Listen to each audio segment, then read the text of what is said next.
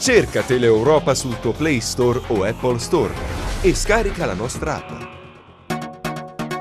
Adesso vi raccontiamo la storia di un sogno che speriamo possa realizzarsi. Al momento di certo è bloccato dalla burocrazia, come ci racconta il giovane aspirante calciatore proveniente dalla Costa d'Avorio.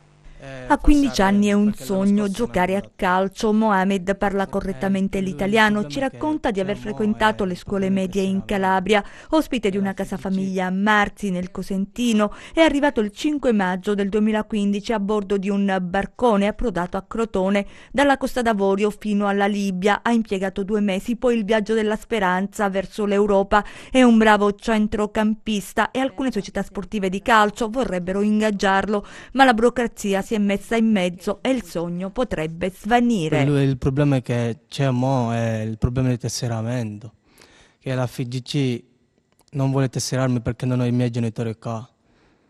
Non vogliono la firma della tutrice, che è una tutrice che mi è stata data dal Tribunale del Catanzaro, se non mi sbaglio. Ho tutti i decreti, le cose, però non vogliono solamente la firma dei genitori.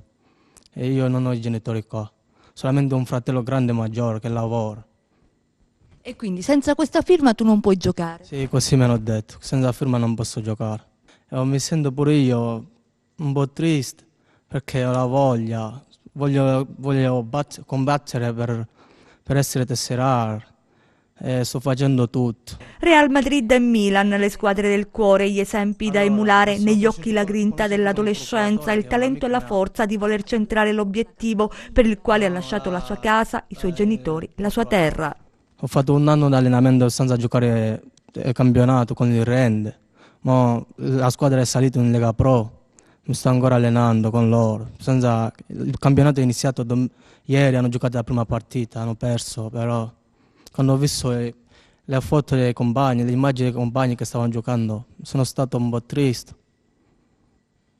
So che anche il Lecce ti vuole. Sì, il Lecce mi ha contattato, però sempre il motivo del tesseramento, non ho potuto andare.